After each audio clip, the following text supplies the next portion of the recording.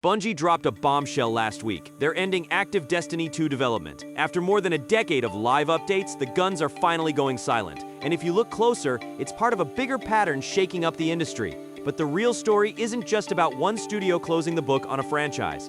It's about what Epic Games just announced for Unreal Engine 6. Unreal Engine 5 and the Fortnite Editor are officially merging into a single platform. And with that consolidation comes a new programming model built entirely around the verse language, which officially phases out the Blueprint visual scripting workflow that has defined development for over a decade. I'm with Monster Pixel Labs. If you're new here, we break down what's actually happening in game engine tech, visual effects, and what it means for your daily work. Worth a quick subscribe if that sounds useful. So, what does a unified engine actually look like on the ground? Honestly, it's a massive structural pivot. Epic is betting everything on cross-game interoperability and live service scalability. By folding the Fortnite Editor into the main engine, they're building a shared ecosystem where assets, systems, and even code can flow between different projects without rebuilding from scratch. The centerpiece of that shift is Verse. Instead of dragging and dropping nodes in a graph, developers will write structured code that compiles into highly optimized, interoperable systems. What's interesting is that this isn't just a syntax change. It's an architectural overhaul designed to handle the kind of persistent multi-game worlds that publishers are desperate to build right now. The visual scripting workflow you've likely been using for years is being deprecated. But the goal here is to give technical artists and programmers a more robust, scalable foundation for complex simulations.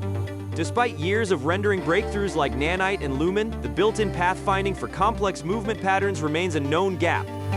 But that's only half the picture. While the engine is tightening up its core code base, the practical reality for artists and technical designers is shifting in a really positive way. Take navigation, for example. You'll still see studios relying on third-party plugins for advanced locomotion, jump mechanics, and flying artificial intelligence. And in a unified engine environment, that reliance isn't going away. It's actually becoming a feature. Technical artists are already auditing their nav meshes and building modular movement systems that can plug directly into the new Verse framework. The takeaway here is that the engine is becoming a more stable foundation, while specialized tools handle the nuanced stuff. If you're working in technical art right now, your priority should be mapping out those third-party dependencies and figuring out how they'll compile in the new system. They recreated a complex survival game setup in roughly 400 hours and $1,500 in overhead. Here's where the efficiency angle gets really interesting. While big studios are retooling for this new architecture, a solo developer named Crimson recently put together a proof of concept that completely rewrites the old rules. Compare that to the original studio that claimed a 5-year development cycle for a similar scope, and the contrast is stark. Meanwhile, teams like Nightwatch are already re-recording their first 12 devlog episodes just to keep up with how fast Unreal Engine 4 and 5 pipelines have evolved. The message is clear. The tools are finally catching up to the ambition. Rapid iteration is no longer a niche advantage. It's becoming the standard, and the new engine is built to reward exactly that kind of agility. The era of bloated linear pipelines is over. So practically, what does this mean for your pipeline?